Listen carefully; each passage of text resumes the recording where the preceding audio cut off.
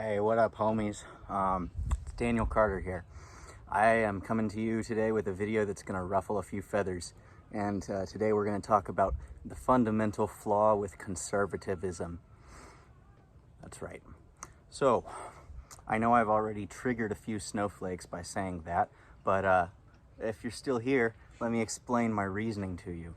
So you see, for the fundamental purposes of this video, we are a very diverse group of people here. We've got the liberals, and we've got the Republicans, the Democrats, the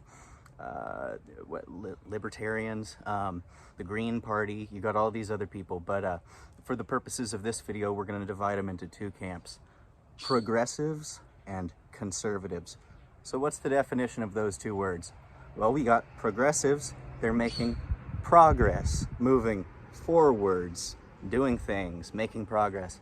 And then you got the conservatives trying to conserve things, trying to keep things the way they are.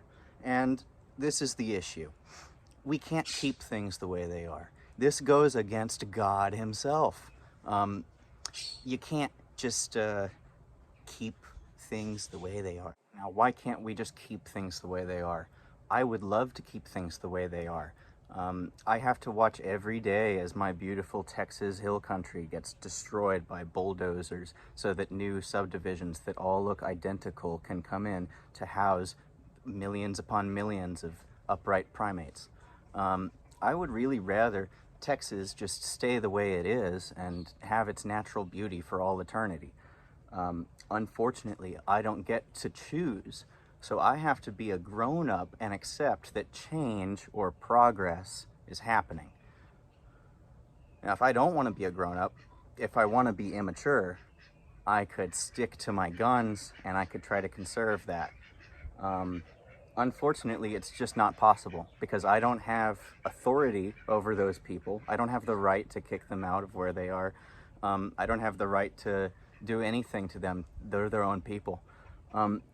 So conservatives, big problem with them is that they do not want other people to be themselves. They want other people to fit their definition of what's cool, and usually that means old school because they're trying to conserve the way things have been. I like old school stuff. I'm an old school kind of guy. I'm just barely on the verge between a millennial and a Gen Xer, but more on the millennial end of the spectrum. I was born in '99, so I've seen change happening throughout my entire life. It's inevitable. Progress is unstoppable. And so, why try to stop it? It's more or less just a constipated effort to maintain the status quo and ensure that the people who have power retain their power. But like I said, nobody deserves to have power over us as individuals. We deserve to have power to be the individual that we want to be. And so let me get to the crux of this real quick.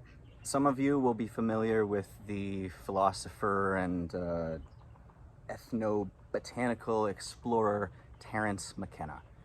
He pioneered something called novelty theory. It goes by other names, including the quickening. This is a phenomenon that we all see happening around us every day. Basically, the word novelty is synonymous with new. A novel event is a new thing happening. And there are billions, trillions, with AI now, trillions of these novel events happening every single day. And there is not anything you can do about it. Not a single goddamn thing you can do about it. There is jack squat you can do about that. The world is changing at an ever exponentially increasing rate. You can't stop it. You can't do anything about that. Trying to conserve the way things have been is just a constipated effort to maintain what has been in light of what is. And we have to grow up and accept what is and what is coming and what is to be, because this progress is not stoppable. And you can use violent means to try and stop it by force, but then you're a bad person. So you have to decide, do you want to be a bad person or do you want to let progress happen? And this is the choice that every conservative has to grapple with at some point. whenever their particular limit has been reached by the folks who are calling the shots. So make your choice wisely, and I appreciate all of you, and I hope that we are progressing into a equitable and prosperous and peaceful future for all. Appreciate you guys. Have a nice rest of your day. Does conservatism and do conservative ideals have their place? Absolutely. I don't want to lose this as much as the next guy. I don't want to die as much as the next guy. If I could conserve myself for all eternity, maybe I would. I'd have to figure out what that entails when I got there, but I do want to conserve beautiful things like this, and you know, there are reasons to be conservative, good reasons, but we need to have a balance of these two dualistic poles, because if we go too far to either end of the spectrum, well, we'll progress into oblivion, or we'll conserve ourselves into extinction. That seems to be, I mean, they both seem to be, neither of them seems like a good choice to me.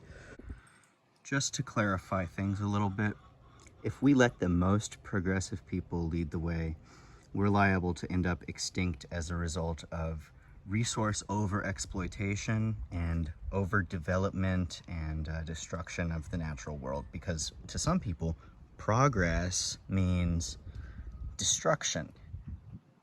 Now, if we let the conservatives try to stop progress, well, we're going to end up with a lot of violence.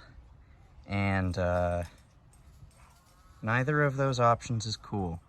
We can either kill each other through violent means, or we can drive each other to starvation.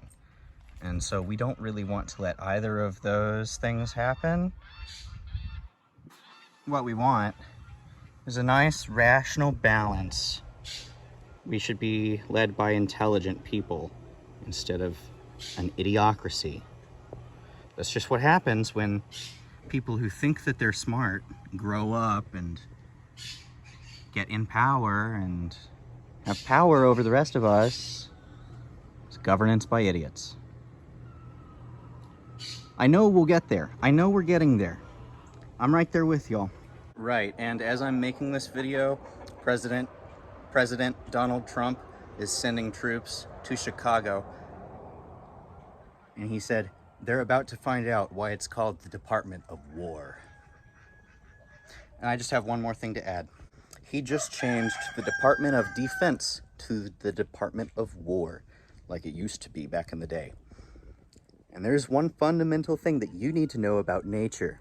Anybody who's had chickens can attest to this. If you are an aggressive animal and you go out there with intent to cause violence, cause harm, and kill things, you are going to face death. You are going to be killed. You're going to meet your maker sooner because you are getting in trouble. If you are a defensive animal, you're going to survive. You're going to avoid conflict. That's your strategy, is conflict avoidance. And you're going to survive.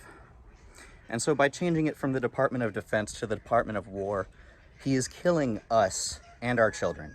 He's killing your children. If you're one of the older people watching this, he's killing your children. That's all. And so as the Department of War descends upon Chicago, I wanted to say, fuck you, Donald Trump. You're going to burn in hell. And the rest of you who are okay with this are going right behind him.